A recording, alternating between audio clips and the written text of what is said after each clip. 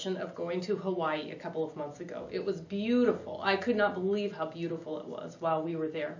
And one of the things, that is a tradition there is a lei, a kind of circle of flowers or other kind of natural things like this one that I'm holding in my hand that people put around your neck to welcome you when you arrive in Hawaii and that kind of thing.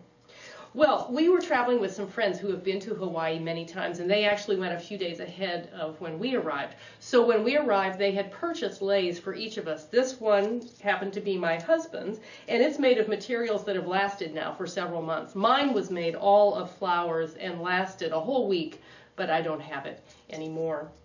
After we were walking around for a while in Hawaii, in some of the parks we went to and some of the other places, I finally said to my husband one morning, now I realize why they make leis here, because there are flowers and all kinds of natural materials just everywhere you go. Lying on the ground when we would go for a walk in the morning, we would see all kinds of flowers there. So what people have done in Hawaii is to take the resources that are quite available to them and put them to good use, a beautiful use, in this way of welcoming people and in giving people gifts as a part of their culture. Well, I was reminded of these leis the other day when I was talking to the pastor of our church at Rio. If you've never been to Rio, you're not alone. Rio is not on a main highway, and it is a very small town.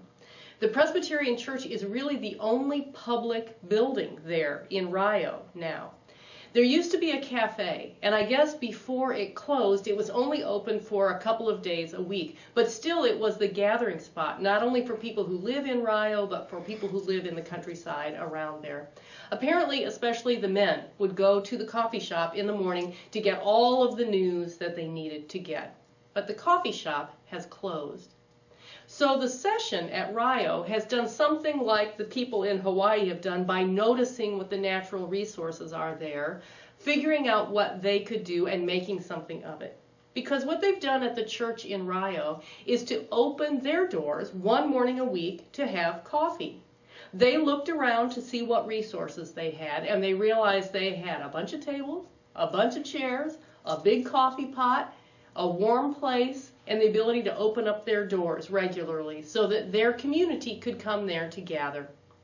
The pastor there was telling me that on the first day they opened their doors for this event, they were filled to capacity and expect more people as the weeks go by.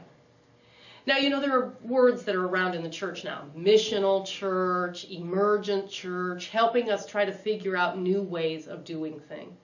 Rio may not be the place where we might think that there would be cutting-edge things going on. But what they've done there is exactly what people are encouraging us to do as churches. We're supposed to not think the way we have thought for decades, well, they know where we are. If they need the church, they'll come to us. We are supposed to, in the 21st century, think about what are the resources we have? What are the needs of our community? How can our resources help meet those needs? And in doing so, how can we help to share the love of God through Jesus Christ? Rio is doing exactly that. They are seeing themselves as a sent-out people, a people who are looking for a way to share the good news.